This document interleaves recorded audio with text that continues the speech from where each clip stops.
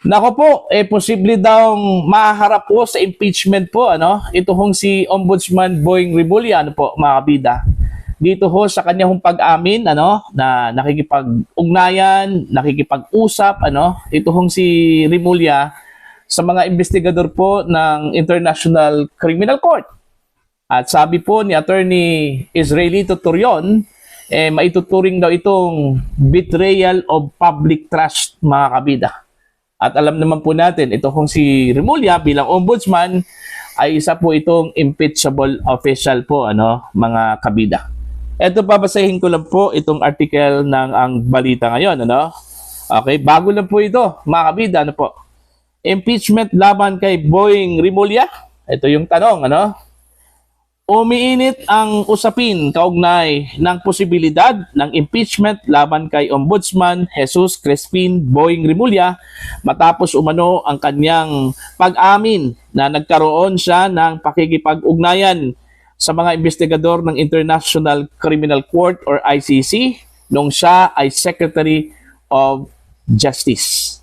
Ayon kay Attorney Israelito Torion, maaaring ituring na betrayal of public trust at grave violation of Constitution ang naturang aksyon kung mapapatunayang may paglabag sa kanyang sinumpaang tungkulin bilang opisyal ng gobyerno. Okay?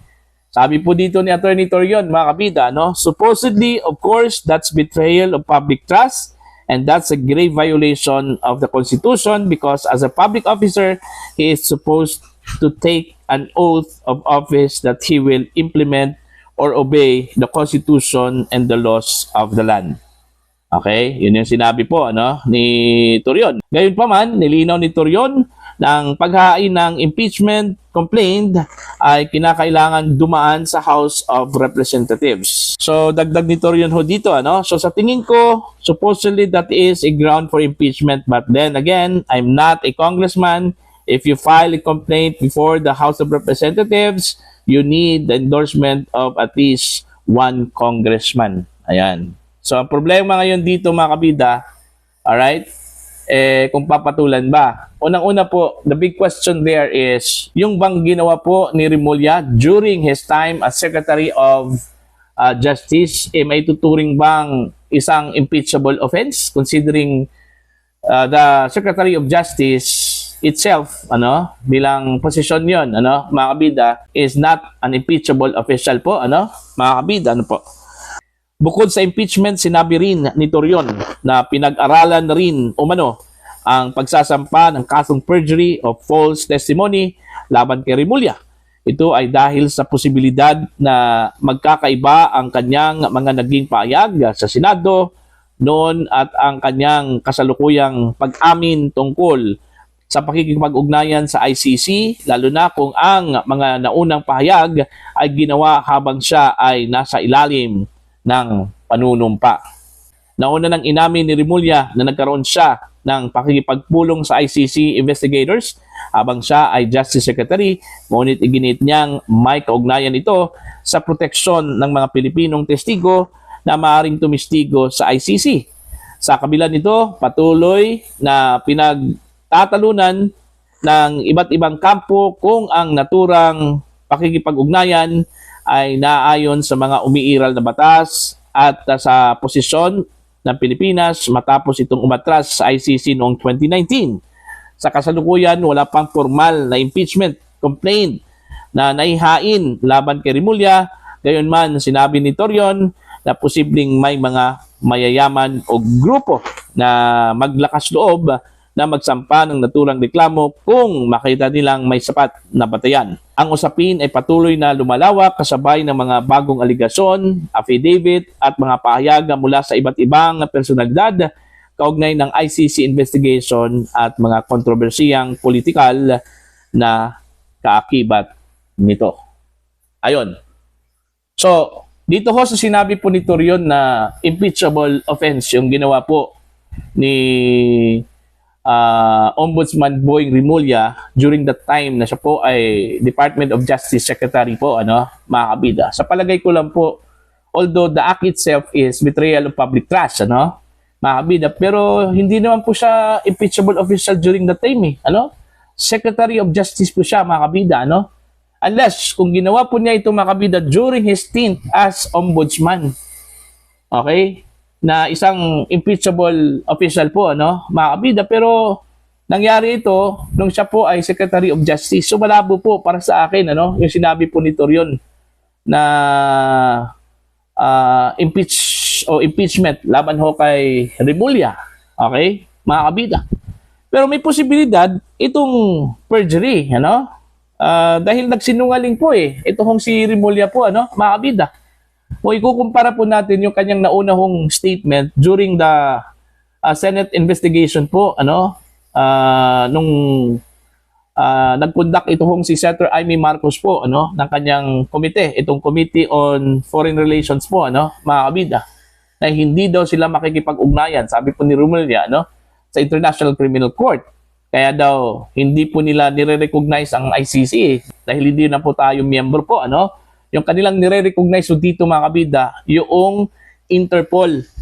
Okay? Na siya pong meron daw tayong obligasyon sa kanila, no? Kaya nung lumabas po itong warrant of arrest against former President Rodrigo Duterte at idinaan po sa Interpol, hindi ibig sabihin po, mga kabida, na inassist po nila ang Interpol dahil sa warrant of arrest, kundi inassist po nila dahil meron daw tayong obligasyon sa International Police Organization po at hindi po sa International Criminal Court, ano? Mga kabida. Pero ngayon, iba po yung kanyang tunada, ano? Mga kabida. Umamin po siya na nakipagkita, nakipagpulong, ano, sa mga investigators po ng International Criminal Court sa tulong daw, ano, ni Sonny Trillanes, ano po, mga kabida.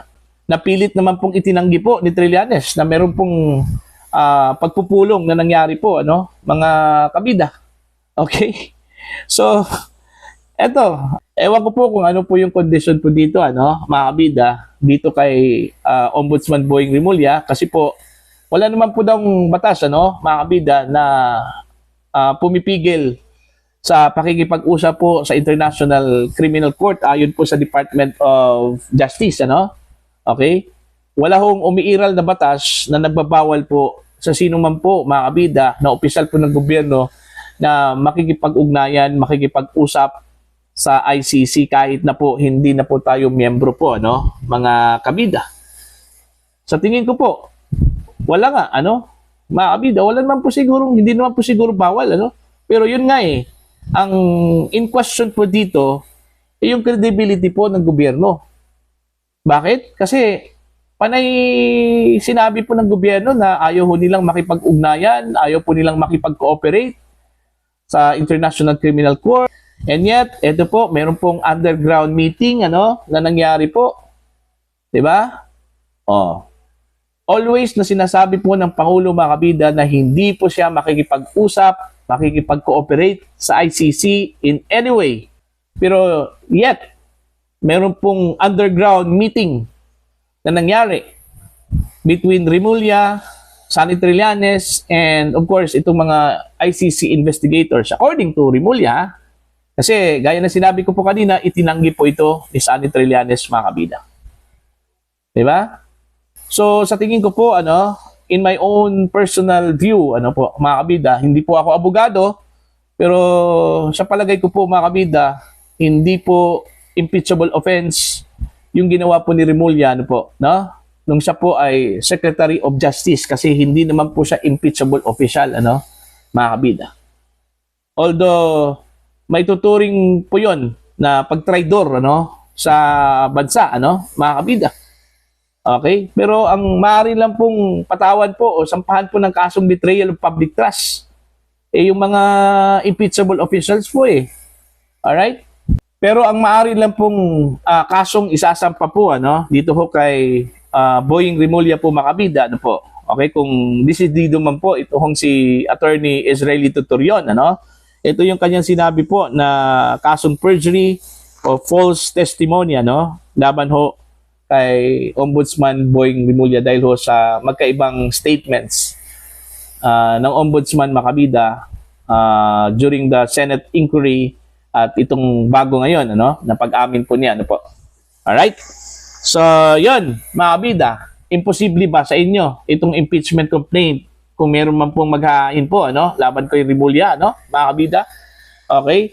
Please comment down. Sa mga hindi pa po subscriber po sa akin channel, please subscribe. Just click the subscribe button, click the notification bell, click all para updated po kayo mga kabida sa aking mga uploads. Maraming salamat po sa inyo lahat.